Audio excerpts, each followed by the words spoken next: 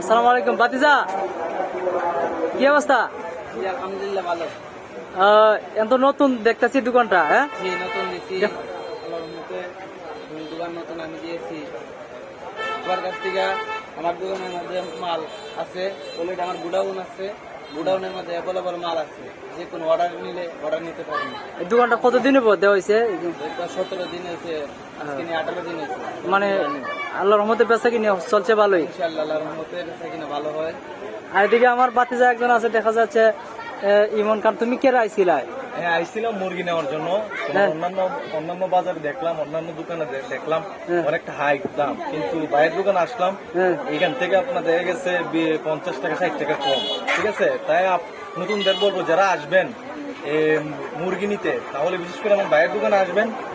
বাইরের দোকানে আসতে আপনারা দেখা গেছে অনেক ছাড় পাবেন। ঠিক আছে, নতুন দোকান দিচ্ছে, নতুন নিজের জায়গা, নিজের ব্যবসা, নিজের গোটাউন আছে, আপনারা এখান থেকে নেবেন, তাহলে অনেক সুবিধা পাবেন, টাকাটা বাঁচবে। বাসবো।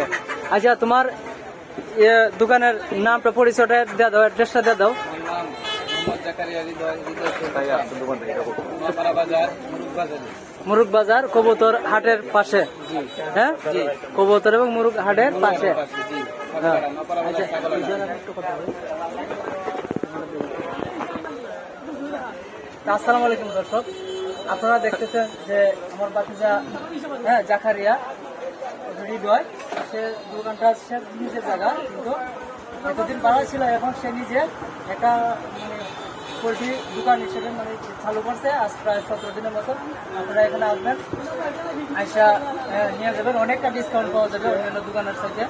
হ্যাঁ, নিজের জায়গা তো ভাড়া ছাড়া যেমন লাগে না। এখানে আসবেন।